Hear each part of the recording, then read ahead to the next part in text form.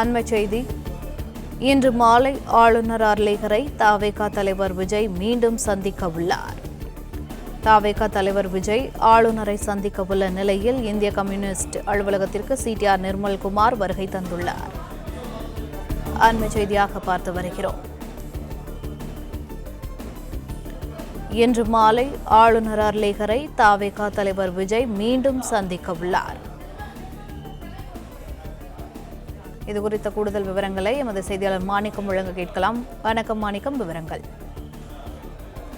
ஆளுநரை இன்று மாலை 4:30 மணி அளவில் தமிழக வெற்றி கழகத்துடைய தலைவர் விஜய் சந்திப்பதற்காக நேரம் கேட்டிருக்கிறதா சொல்லப்பட்டிருக்கிறது. தனக்கு இருக்கக்கூடிய பெரும்பான்மை நிரூபிப்பதற்காக அவருக்கு மீண்டும் ஆளுநரை சந்திக்கக்கூடும் என்று தகவல் சொல்லப்பட்டிருக்கின்றன. குறிப்பாக தமிழக வெற்றி கழகம் இந்த தேர்தலில் 108 இடங்கள் வெற்றி பெற்றக்கூடிய சூழலில் தங்களுக்கு வேண்டிய பெரும்பான்மை எண்ணிக்கையான 118 எண்ணிக்கையை இருக்கக்கூடிய ஆதரவு எம்எல்ஏக்களை நிரூபித்து பதவி பிரமாணம் செய்து கொள்ள வேண்டும் என்று ஆளுநர் இருக்கக்கூடிய சூழலில் அதற்காக தற்போது ஆளுநரை சந்திக்கக்கூடிய வாய்ப்பு இருப்பதாக சொல்லப்பட்டிருக்கிறது.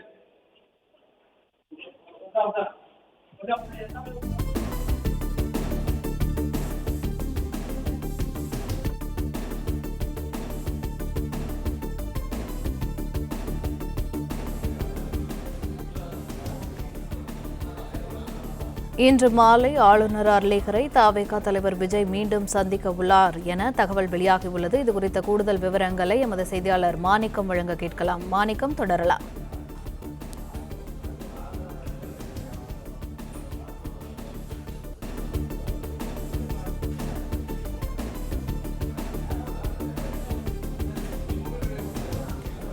தவேக தலைவர் விஜய் ஆளுநரை சந்திக்க உள்ள நிலையில் இந்திய கம்யூனிஸ்ட் அலுவலகத்திற்கு சிடிஆர் நிர்மல்குமார் வருகை தந்துள்ளார். தமிழ்நாட்டில் ஆட்சி அமைக்க விசிக மற்றும் 2 இடதுசாரி கட்சிகளின் ஆதரவு கோரியிருந்தார் தவேக தலைவர் விஜய்.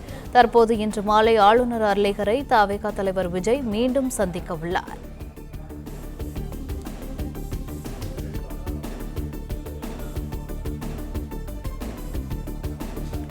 ஏற்கனவே 2 முறை ஆளுநரை சந்தித்துள்ள விஜய் இன்று மாலை 3வது முறையாக சந்திக்க உள்ளார். அண்மை செய்தியாக பார்த்து வருகிறோம்.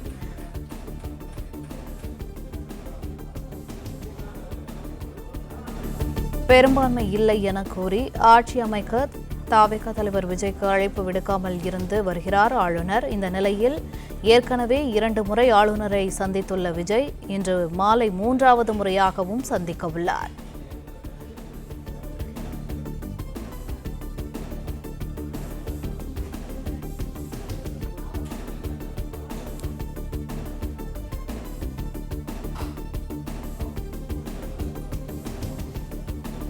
இது குறித்த கூடுதல் விவரங்களை எமது செய்தியாளர் சரவணன் வழங்க கேட்கலாம். வணக்கம் சரவணன், இது குறித்த கூடுதல் விவரங்கள்.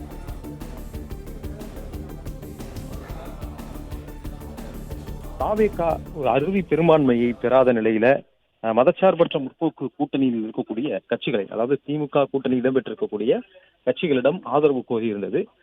இந்த நிலையில தவேக தலைவர் விஜய் மீண்டும் இன்று 3வது முறையாக ஆளுநரை சந்திக்க இருப்பதாக தகவல் வெளியாக இருக்கிறது. ஒரு பக்கம் இடதுசாரி கட்சிகளான சிபிஎம் மற்றும் சிபிஐ இரண்டுமே இன்று செயற்குழு மற்றும் நிர்வாக குழுக்களை கூட்டி அவர்கள் இது தொடர்பாக விவாதித்து ஒரு முடிவை எடுக்க இருப்பதாக தெரிவித்திருக்கிறார்கள். ஏற்கனவே சிபிஐ சிபிஎம் 2 கட்சிகளுமே இது தொடர்பாக ஒரு முடிவு என்று அறிவிக்கப்படும் என்று தெரிவித்திருந்தார்கள். இந்த நிலையில சிபிஐ அலுவலகத்திற்கு தவேகவினுடைய இணை பொதுச் செயலாளரான சிடிஆர் நிர்மல்குமார் மீண்டும் வந்திருக்கிறார்.